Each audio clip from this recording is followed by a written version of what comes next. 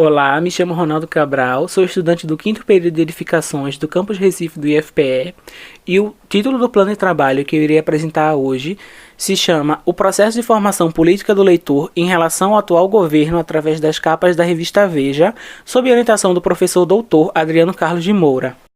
Tendo a mídia o papel de informar a sociedade como um todo, emitindo informações constantemente, permite-se a reflexão sobre como os meios de comunicação fazem para disseminar essas informações e que valores eles carregam ou representam. É possível perceber o alcance da revista a partir da análise dos dados fornecidos pelo Instituto Verificador de Comunicação de março de 2014, que põe a Veja como sendo a revista semanal de maior tiragem do país, acumulando 260 mil exemplares, sem contar com a sua... Então, tendo em mente esse alcance e sabendo que a mídia é um fator central da vida política contemporânea, dá para ter ideia do quanto a revista faz parte da vida do brasileiro médio e atua na construção do seu imaginário político.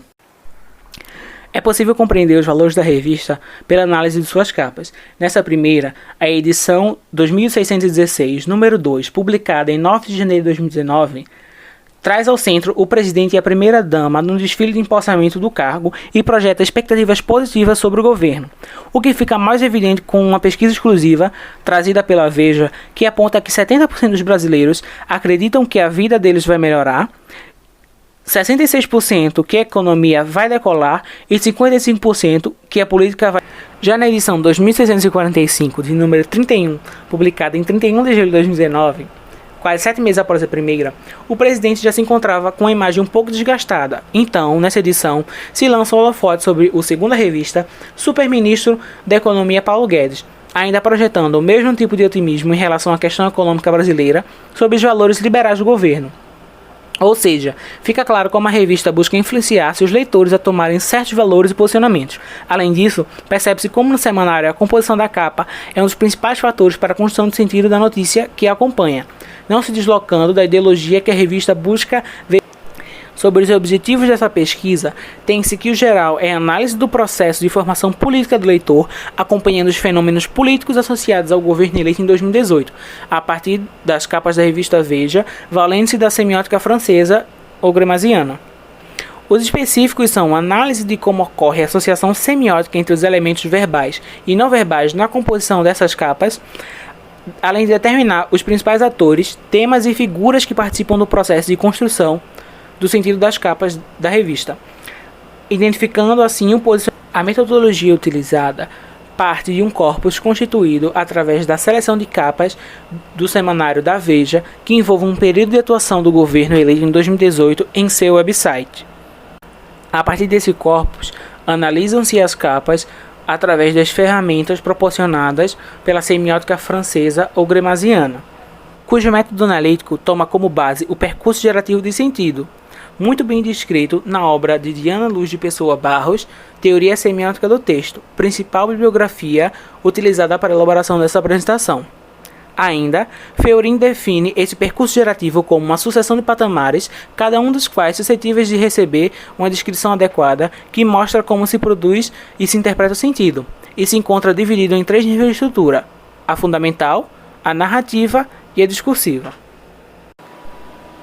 Aprofundando-se nos níveis do percurso gerativo de sentido, encontramos no primeiro nível, o fundamental, a criação de uma posição elementar entre os sujeitos e os valores investidos neles, numa categorização mais geral, abstrata e binária.